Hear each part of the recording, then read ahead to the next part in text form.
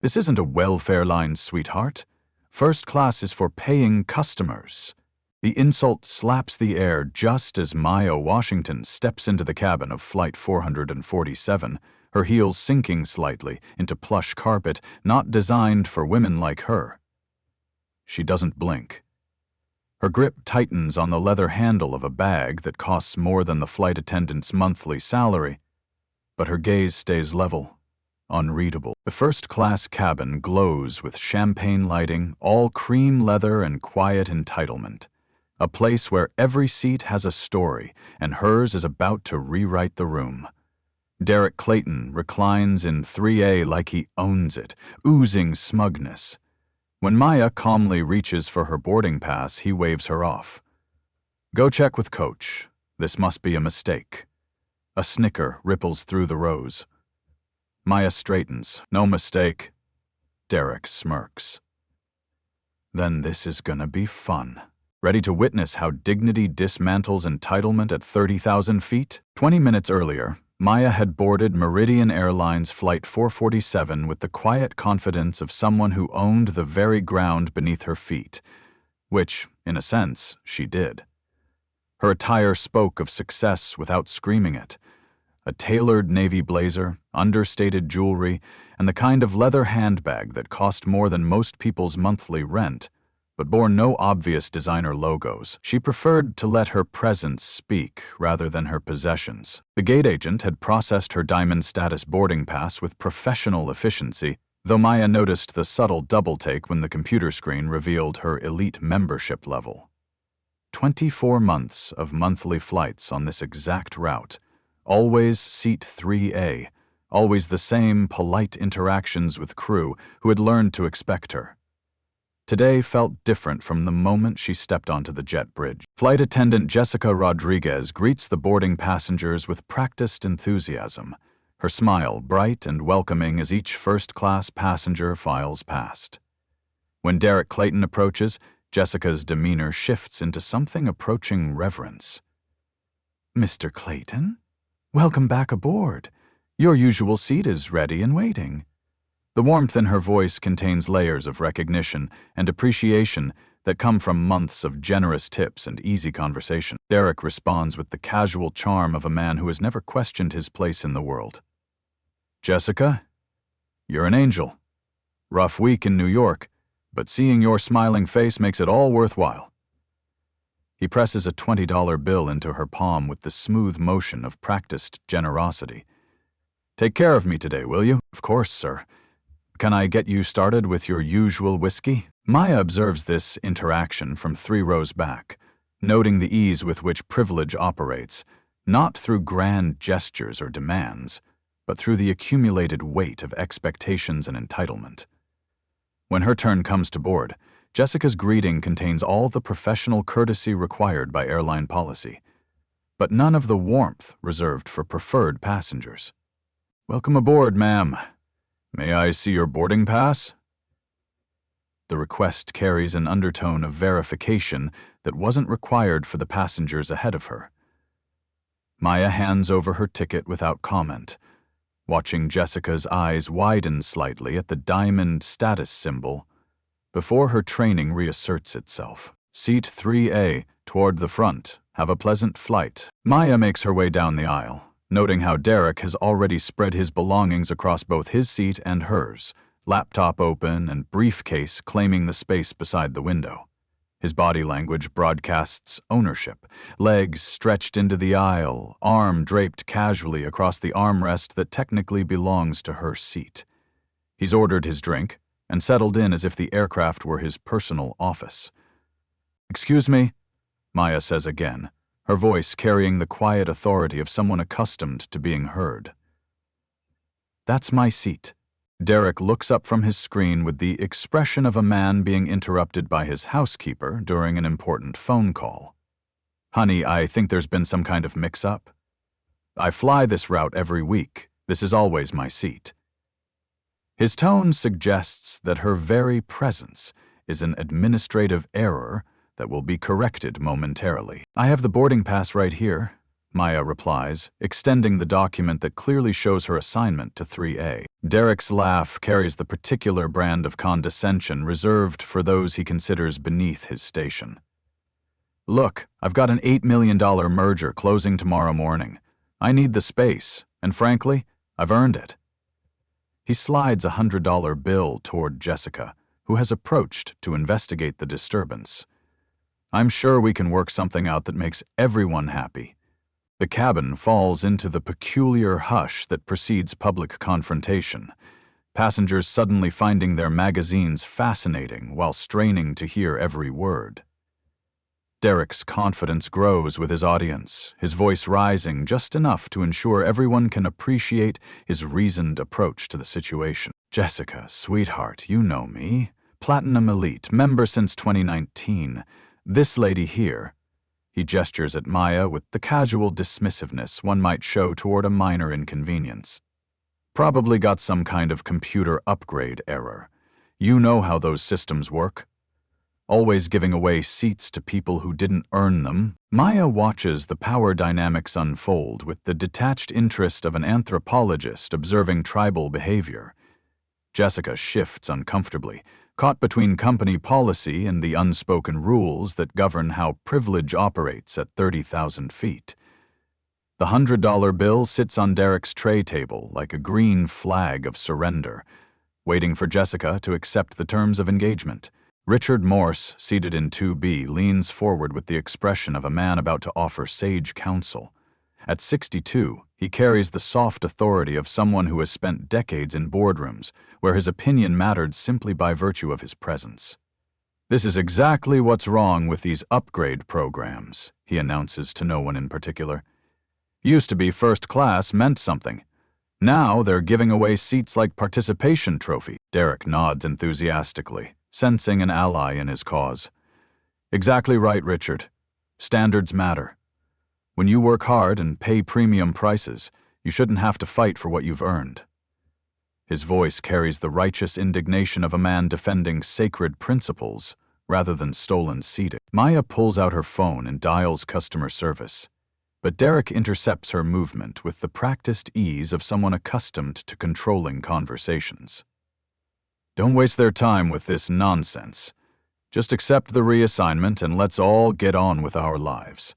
I'm sure they can find you something nice in premium economy. Brad Thompson, a 30-something executive with the eager energy of someone still proving himself, chimes in from across the aisle. Yeah, and honestly, Southwest might be more your speed anyway. No assigned seating, very democratic. His suggestion hangs in the air with all the subtlety of a sledgehammer, drawing nervous chuckles from passengers who recognize the coded language but pretend they don't. Maya's composure remains intact, but tension radiates from her stillness like heat from asphalt in summer. She understands that this moment has evolved beyond a simple seating dispute into something larger and more dangerous. A public referendum on her right to occupy spaces that men like Derek consider their natural domain. Flight Supervisor Karen Mitchell approaches with the brisk efficiency of someone tasked with resolving customer complaints before they escalate into social media disasters. Her smile carries all the warmth of corporate training manuals and none of the genuine concern that might actually resolve the situation. Ma'am, I understand we have a little seating confusion this morning. These gentlemen are some of our most valued customers. Mr. Clayton flies with us every week, and Mr. Morse has been loyal to Meridian for over 15 years. Her words position Maya as the disruptive element in an otherwise harmonious system. Perhaps we could find you a lovely seat in our premium economy section. I'd be happy to arrange a complimentary upgrade for your next flight. The offer arrives wrapped in the language of customer service, but carries the unmistakable message that some customers matter more than others. Maya feels the weight of every eye in first class, each passenger now invested in the outcome of this drama that has interrupted their quiet journey. I paid for first class and I've been flying this exact route monthly for 2 years. Maya responds, her voice steady despite the storm building behind her eyes. This is my assigned seat. Karen's smile tightens almost imperceptibly. Well, sometimes the computer system makes charitable adjustments to help certain passengers access amenities they might not otherwise afford. We just need to verify that your payment method wasn't flagged for any irregularities. The implication hangs in the cabin air like smoke from an extinguished match, acrid, unmistakable, and impossible to ignore. Maya feels the familiar weight of assumptions settling around her shoulders like a lead blanket, each unspoken accusation adding another pound to the burden she has carried her entire professional life. Derek's grin spreads across his face with the satisfaction of a man who has just watched his suspicions confirmed by official sources.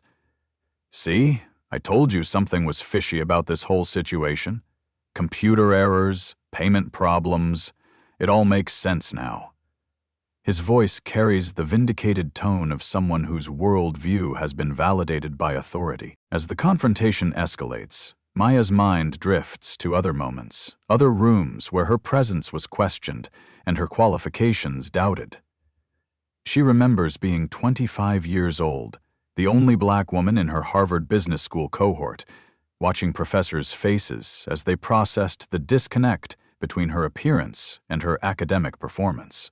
She recalls the investor meetings at 35, pitching brilliant concepts to rooms full of white men who smiled politely, while mentally calculating the risk of betting on someone who didn't look like their previous winners. The memory that cuts deepest surfaces unbidden.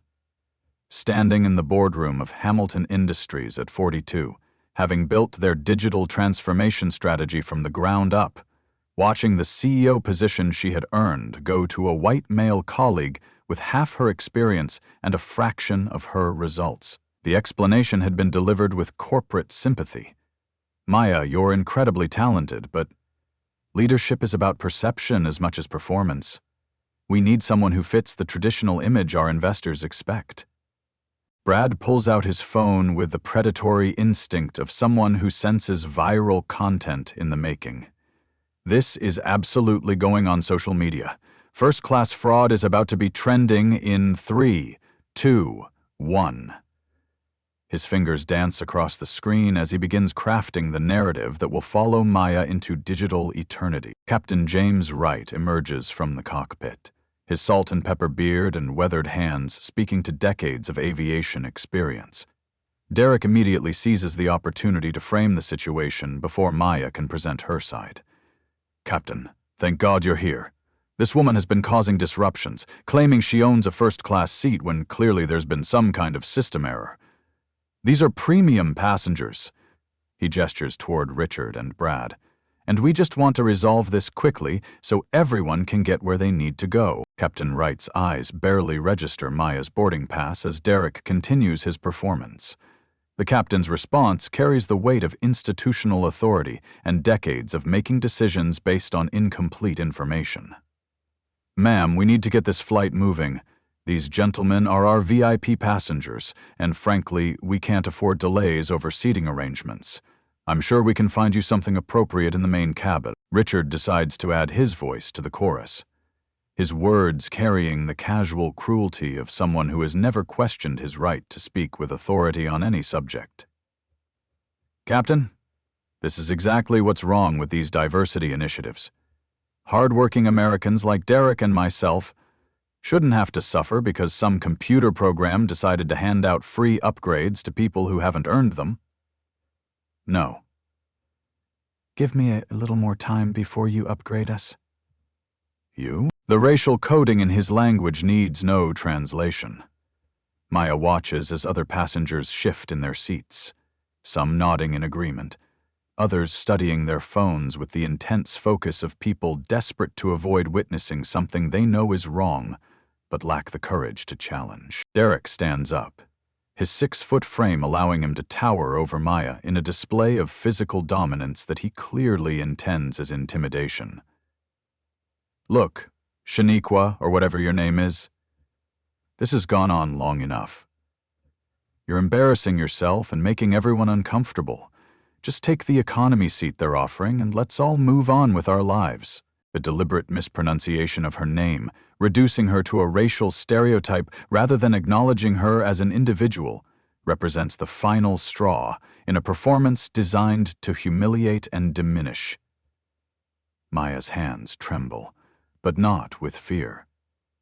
The tremor comes from the enormous effort required to contain a lifetime of accumulated rage at moments exactly like this one. Instead of exploding, Maya becomes unnaturally calm, her voice dropping to the controlled tone of someone who has moved beyond emotion into pure strategy. She pulls out her phone and begins making calls with the deliberate precision of someone implementing a well-rehearsed plan. Legal department, we have a situation that requires immediate attention. Her first call carries an authority that makes several passengers look up from their phones. Board of directors, I need an emergency session scheduled for 1 hour from now. The second call contains enough corporate weight to make Derek's confident smile waver slightly. Media Relations Department, please prepare crisis management protocols. We're about to have a very public situation that will require careful handling. The third call transforms the cabin atmosphere from annoyed impatience to nervous anticipation. Derek's laughter sounds forced now, lacking the easy confidence that characterized his earlier performance. Who's she calling? Her probation officer? But something in Maya's demeanor has shifted fundamentally, and even Derek's most loyal supporters sense that the dynamic has changed in ways they don't yet understand. The cabin erupts into factions as passengers choose sides in what has become a battle for the moral high ground. Senator Patricia Hawkins, traveling incognito in seat 2B, watches the unfolding drama with the sharp attention of someone who recognizes systematic discrimination when she sees it. Her decades in politics have taught her to identify the moments when individual incidents become representative of larger social failures. Derek, emboldened by his early success, begins recruiting additional allies with the enthusiasm of a general marshalling troops for a decisive campaign. He spots investment banker Michael Sterling in seat 4A and immediately extends the invitation for solidarity. Mike, you understand how this works better than anyone. We can't let standards slip just because some diversity program decided to hand out freebies to people who haven't earned them. Michael nods with the certainty of someone whose worldview has never been seriously challenged. His response carries the casual authority of someone accustomed to making pronouncements about who deserves what in America. Exactly right, Derek. First they take our seats, next they'll want our corner offices. These programs are getting completely out of hand. The conversation spreads through first class like wildfire, each passenger forced to declare their position through word or silence. Captain Wright makes an announcement over the intercom that transforms Maya's private humiliation into a public spectacle. Ladies and gentlemen, we have a passenger situation that requires resolution before we can proceed with departure.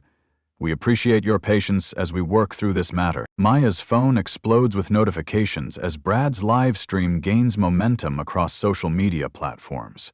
The hashtag #SeatGate begins trending nationally, drawing comments that reveal the stark racial divide that still runs through American society like a geological fault line.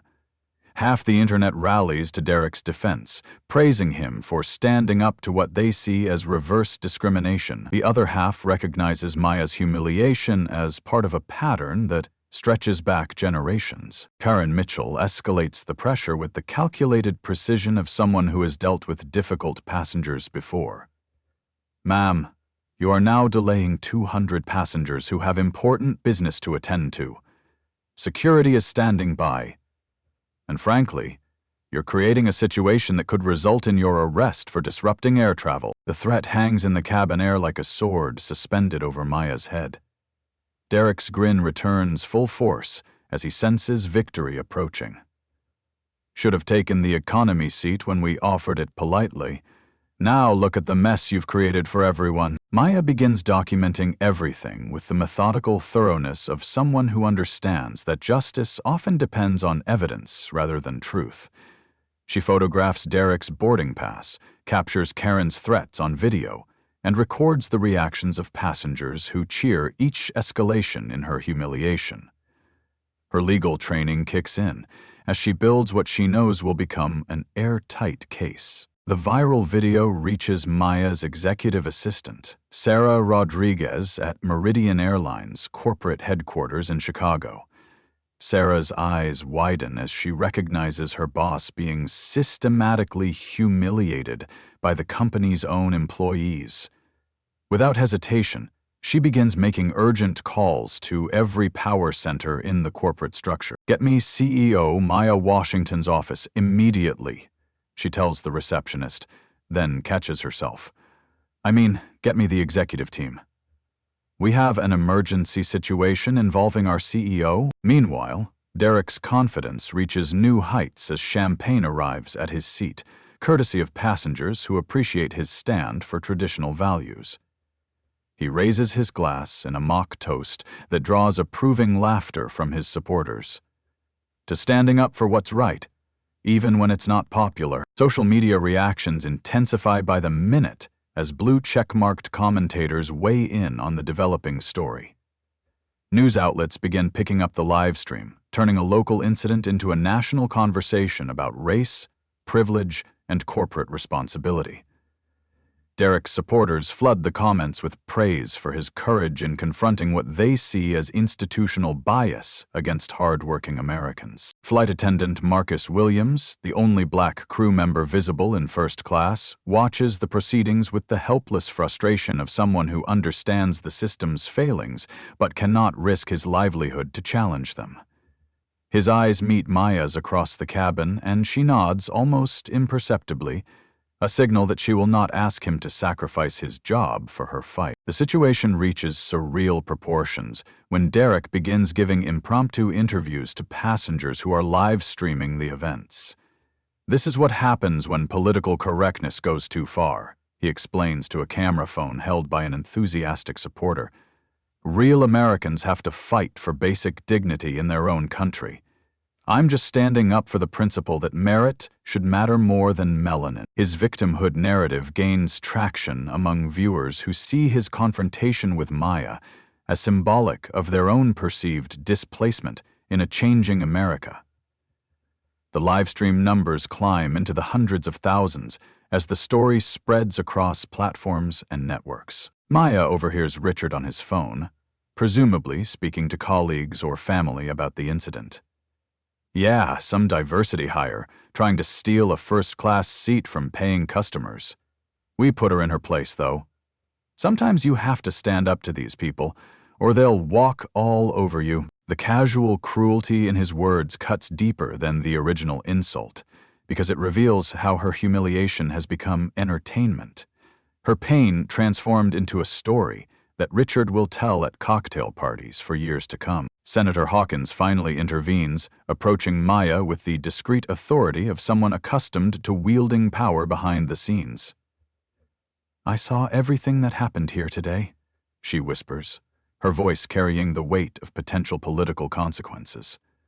"This is completely unacceptable, and I want you to know that you have allies who will support you." Her quiet endorsement provides Maya's first moment of validation in an hour of systematic degradation, but it also reminds her that justice often depends on who is watching, rather than what is right. Captain Wright returns to the first-class cabin with the air of someone about to deliver an ultimatum.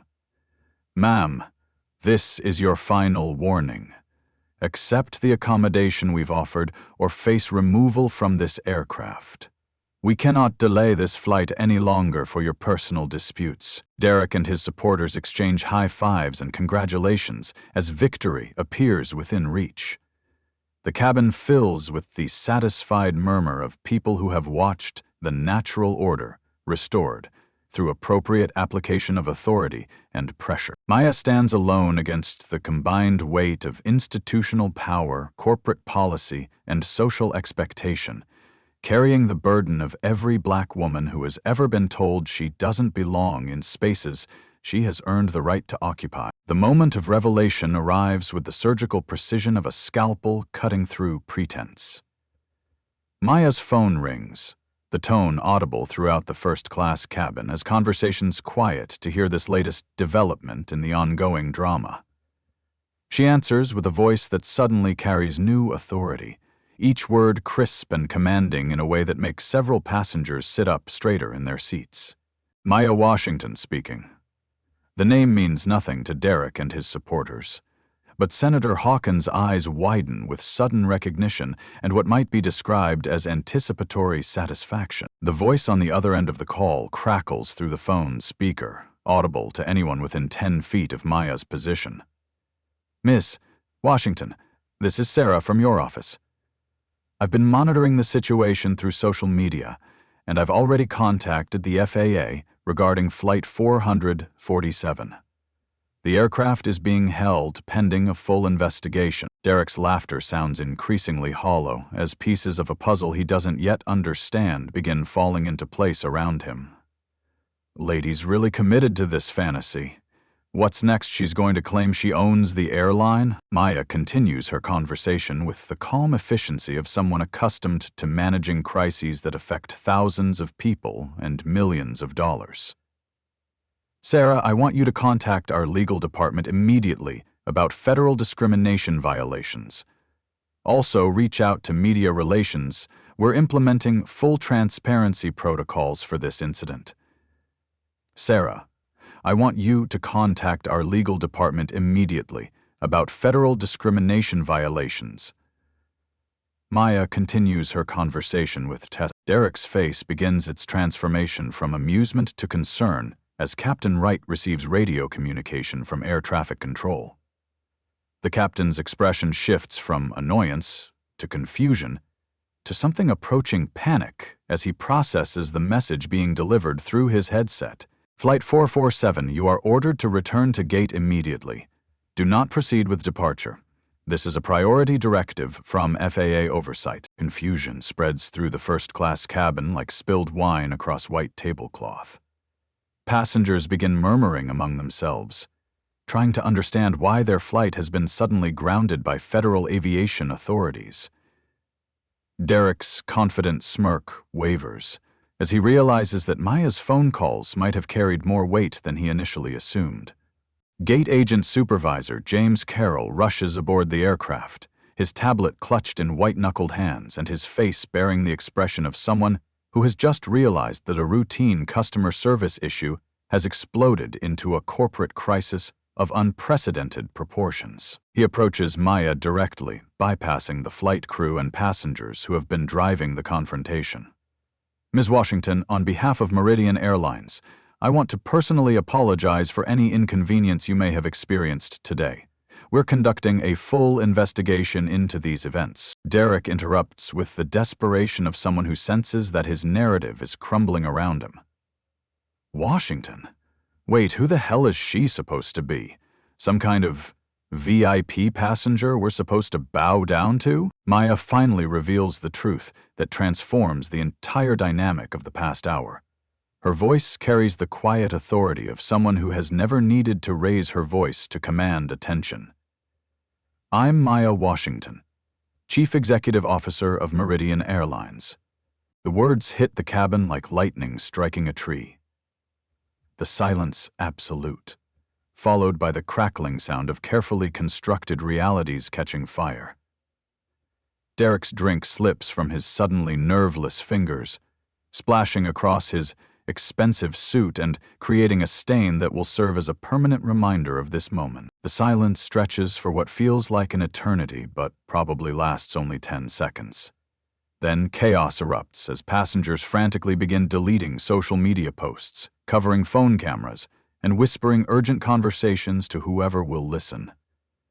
Derek's face cycles through disbelief, terror, and desperate calculation as his brain struggles to process the magnitude of his mistake. You can't be. His voice cracks like an adolescent's as the foundations of his worldview collapse beneath him. The CEO of... But Maya remains seated, letting the revelation settle into every corner of the cabin like dust after an explosion. Her voice stays conversational, almost gentle, as she addresses the man who has spent the past hour systematically humiliating her. Derek, was it? You mentioned something earlier about affirmative action programs. I'd love to hear more of your thoughts on that subject. Flight attendants scatter like cockroaches when the kitchen light switches on. Karen practically faints against the bulkhead, her face draining of color as she realizes that her career has just ended in the most public way possible. Jessica covers her face with her hands, understanding that her treatment of the airline's CEO will become a case study in customer service failures. Marcus, the black flight attendant who has watched helplessly for the past hour, fights back a smile as justice unfolds before his eyes. Years of swallowing similar indignities while serving passengers who treated him as furniture suddenly feel vindicated by this moment of cosmic balance. Maya stands slowly, her movement commanding the attention of every person in the cabin. The space that Derek claimed through aggression and entitlement transforms back into what it always was: her domain, her responsibility, her airline. Derek, you mentioned earlier that this was your seat, that you had earned it through years of loyalty and hard work. I appreciate customer dedication, but I am curious about your thoughts on earned positions versus inherited privilege. Senator Hawkins approaches with the measured steps of someone who recognizes a historic moment when she sees one. Senator Patricia Hawkins, Ms. Washington. I witnessed every moment of what happened here today, and I want you to know that you have my complete support for whatever actions you choose to pursue. Political power aligns with corporate authority, as Derek realizes he's facing a perfect storm of consequences that extend far beyond a simple airline seating dispute. Richard tries desperately to distance himself from the disaster, but his earlier comments have been recorded by multiple passengers and broadcast live to hundreds of thousands of viewers. Mrs. Washington, there's clearly been a terrible misunderstanding here, Richard stammers, his earlier confidence replaced by the sweaty desperation of someone who understands that his comfortable life is about to become very uncomfortable. Maya's response carries the weight of institutional power and personal dignity combined. No misunderstanding, Richard. I heard every word you said, every assumption you made, every moment of casual racism you thought was acceptable because you believed I had no power to respond. The viral video that was destroying Maya's reputation just moments ago transforms into Derek's nightmare as millions of viewers realize they've watched a white businessman systematically humiliate his own airline's CEO based on nothing more than the color of her skin. Brad, still holding his phone, realizes that his live stream has just captured the biggest corporate meltdown in social media history. He frantically tries to end the stream, but screenshots and recordings have already spread across every platform faster than he could ever hope to contain them. Maya stands in the center of the cabin, no longer the victim of discrimination, but revealed as the ultimate authority in this space, this company, this moment. Her quiet dignity throughout the ordeal now seems less like passivity and more like the patience of someone who knew that justice was inevitable. The reckoning unfolds with the swift efficiency that characterizes corporate crisis management when genuine leadership takes control. Maya addresses the cabin with the calm authority of someone who has transformed from victim to judge in the span of a single revelation. Her voice carries across the first-class section, ensuring that every passenger, every crew member, and every viewer of the ongoing live stream understands that consequences have arrived. Ladies and gentlemen, I want to apologize for the delay in your travel plans today. What you've witnessed represents a complete failure of the values that Meridian Airlines was founded upon. Discrimination in any form has no place on our aircraft, in our facilities, or within our corporate culture. Derek faces the immediate disintegration of everything he has built over 2 decades of climbing corporate ladders. His company, Clayton Investments, receives multiple calls within minutes as news of the incident spreads through professional networks faster than wildfire through drought-stricken brush.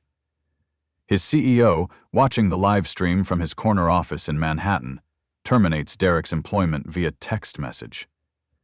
Before the aircraft even returns to the gate, "Ms. Washington, please, you have to understand that this is all a terrible misunderstanding," Derek pleads, his voice cracking with desperation as he watches 20 years of career building collapse in real time. "I never meant any disrespect. I was just trying to solve a seating problem." Maya's response demonstrates the difference between power used to intimidate and authority exercised with purpose. "Derek, the only misunderstanding here was your assumption that my race determined my place in the world. You'll have plenty of time to reflect on that error in judgment." She turned to address the flight crew with the systematic precision of someone implementing long overdue reforms. "Karen Mitchell, your employment with Meridian Airlines is terminated effective immediately. Jessica Rodriguez, you are suspended pending a full investigation into your handling of this incident." Karen's composure completely disintegrates as the reality of her situation crashes over her like a collapsing building. "Miss Washington, please, I have a mortgage, 2 kids in college, car payments. I can't afford to lose this job. I was just following standard procedures for difficult passengers." Maya's response cuts through excuses with surgical precision. "You should have considered those responsibilities before you chose to enable discrimination against a paying customer. Your standard procedures apparently include assuming that black passengers are fraudulent until proven otherwise." Richard Morse discovers that corporate law firms move quickly when their reputations are threatened by association with viral racism. Morse & Associates drops him as a partner within hours when the video reaches their biggest client, a diversity FEMACT technology company that immediately threatens to terminate their legal services contract unless immediate action is taken. The senator provides additional weight to the developing consequences, her political authority adding federal implications to what began as a customer service dispute. "Ms. Washington, I'll be drafting legislation inspired by today's events. The Civil Rights Protection in Transportation Act will ensure that what happened here today becomes grounds for federal prosecution, not just corporate discipline." Brad Thompson's viral video strategy backfires with the spectacular completeness of a magician's trick performed in reverse. Instead of making Maya disappear, he has made his own career vanish before a global audience. His employer, a progressive marketing agency that built its reputation on social justice campaigns, fires him for violating company values and bringing negative attention to their brand. His girlfriend, watching the live stream from her apartment, breaks up with him via Instagram story, posting screenshots of his comments with the caption, "When someone shows you who they really are, believe them the first time. Cannot be associated with this energy." Captain Wright faces career-ending consequences as the FAA launches a formal investigation into discriminatory practices and failure to follow proper protocols for passenger disputes. Maya's influence extends far beyond her own airline. When CEOs file federal complaints, regulatory bodies respond with heightened attention and enforcement action. Marcus Williams receives immediate promotion to flight supervisor, his years of professionalism and dignity finally recognized by leadership that understands the value of employees who maintain grace under pressure. Maya announces the promotion publicly. Excellence should be recognized and rewarded regardless of color. And Marcus has demonstrated both throughout his tenure with us. Social media pivots entirely as the full context of the incident becomes clear. Seatgate transforms into justice served. As Derek's LinkedIn profile disappears, Richard's law firm website crashes from negative traffic, and Brad's social media accounts become monuments to the consequences of casual racism. Derek's wife, watching the coverage from their suburban home, files for divorce within hours, citing irreconcilable differences and public humiliation as grounds for immediate separation. His country club revokes his membership that afternoon. His children's private school suggests that alternative educational arrangements might be more appropriate for the family's current circumstances, Maya implements immediate company-wide policy changes that will reshape corporate culture across all Meridian properties. Every employee, from entry-level positions to executive leadership, will undergo comprehensive bias training within 60 days. Zero tolerance means zero tolerance, and that standard applies equally to everyone who represents this company. The financial markets respond positively to Maya's decisive leadership, with Meridian's stock price rising as investors appreciate clear, principled management during crisis situations. Corporate crisis management becomes competitive advantage when handled with transparency, accountability, and moral clarity. 3 weeks later, Maya stands before Meridian Airlines' annual shareholders meeting in the company's Chicago headquarters, the Derek Clayton incident having evolved from personal humiliation into a defining moment of corporate leadership and social responsibility. The incident has become required reading in business schools across the country, a case study in how individual acts of discrimination can become catalysts for systematic change. That day on Flight 447 taught us something crucial about the relationship between moral leadership and business success. Maya explains to an audience of investors, employees, and industry leaders who hang on every word. Discrimination isn't just morally wrong, it's catastrophically bad business. Companies that embrace genuine equality consistently outperform those that cling to outdated biases and exclusionary practices. The applause that follows carries genuine enthusiasm rather than polite obligation. Maya's leadership during the crisis has earned respect from stakeholders who measure success in quarterly earnings reports and long-term market positioning. The incident that could have destroyed careers instead created unprecedented shareholder value through principled leadership. The broader impact of Flight 447 spreads across multiple industries as other airlines implement similar zero-tolerance policies for discrimination.